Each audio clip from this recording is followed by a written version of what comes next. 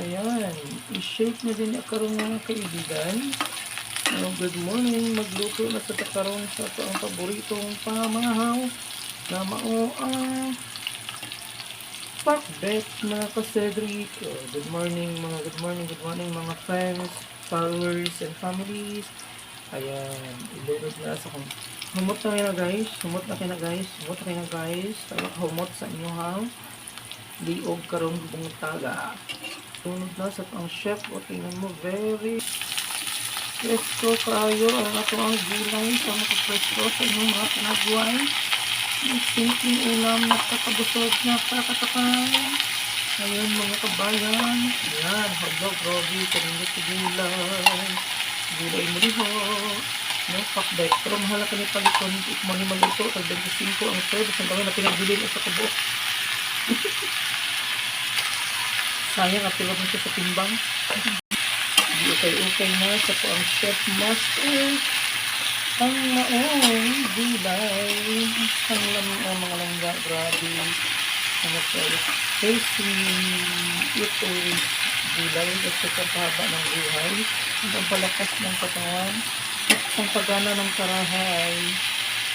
Ayan. Ito sarap at ng very fresh. Fresh from the ocean.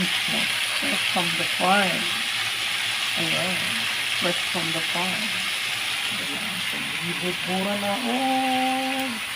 Asin na lang ga sa kong chef. Bibura na asin. Wow. At ilan ka dito mag-sarap. Ano ka lang lamin So, ayan.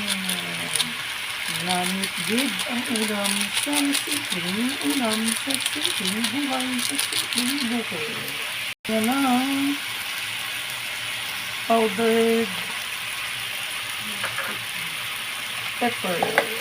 Igi-ukay-ukay sa dakong kapay ang karahay na nasa gulay. Igi-ukay-ukay ang gulay sa loob sa karahay. Ayan.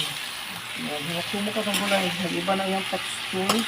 Medyo nag-soft na siya. Dali ko sa maluto guys. Very wow and wow and wow. Okay. Grabe sila na sa gulay. Ito na ba yun siya? Soy sauce brand is so verse 1. Ayan mga kaibigan. Atin lang tikman ang gulay na sa ating karahay. Ang sarap-sarap para sa simpleng ulam ngayong umaga mga langga. Mga kasadog vlog. Ayan, ang sarap. Tingnan mo pa lang, grabe ang sarap na. Amoy pa lang ulam na. Matikman mo na. Ouch! Sarap. Ayan, ukay-ukay. Ang gulay sa loob ng karahay. Sa simpleng buhay. Simpleng ulam mga langga. Ayan. Sarap, diba? Okay na siya. I love you all. Sana magsayahan kayo. Thank you. Good morning once again. Tapos na yung gulay natin. Sarap sa simpleng ulam sa tuwing umaga. Thank you very much. I love you.